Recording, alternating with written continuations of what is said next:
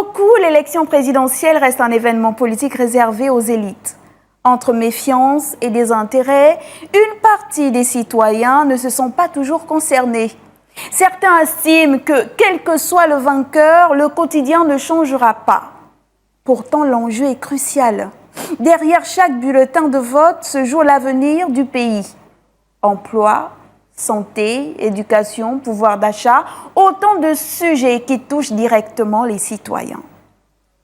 Les électeurs attendent donc des engagements concrets et réalistes. Alors, le 12, chacun ira voter, ou pas. Mais dans tous les cas, chacun fera le choix de sa responsabilité. Certains déposeront un bulletin avec conviction, d'autres avec résignation. Certains resteront chez eux, convaincus que cela ne sert à rien. Ils auront peut-être raison, ou pas. Ce n'est pas ça le débat ici. Car le 12, ce ne sont pas seulement des élections présidentielles. C'est un miroir, un reflet brut de qui nous sommes et de ce que nous acceptons, de ce que nous espérons, de ce que nous tolérons. Soyons honnêtes, il y aura un peu de tout demain, le 12. Il y aura ceux qui voteront pour changer et ceux qui voteront pour rester. Il y aura ceux qui penseront au pays et d'autres à leur poste, des gens sincères et des fins stratèges aussi. On dira que l'avenir du Gabon est entre nos mains. C'est joli, presque poétique, mais la vérité, c'est aussi que parfois, nos mains sont fatiguées. Elles sont tremblantes, hésitantes, sales de compromis. Pourtant, elles restent les seules capables de reconstruire ce que d'autres auraient peut-être détruit. Il y a plus important encore. Rappelez-vous de ce que vous ne voulez plus, c'est-à-dire l'arrogance déguisée en leadership. Les fausses consultations populaires, les campagnes financées par de l'argent qu'on aurait peut-être refusé à certains toute l'année, l'exclusion, la marginalisation, l'humiliation. Attention, ceci n'est pas un appel à la révolte, c'est un appel à la mémoire. Parce qu'il faut avoir une mémoire solide pour ne pas retomber dans les mêmes pièges, tendus par des mots doux et des cadeaux en plein. Alors, dans l'isoloir, faites le choix de votre conviction.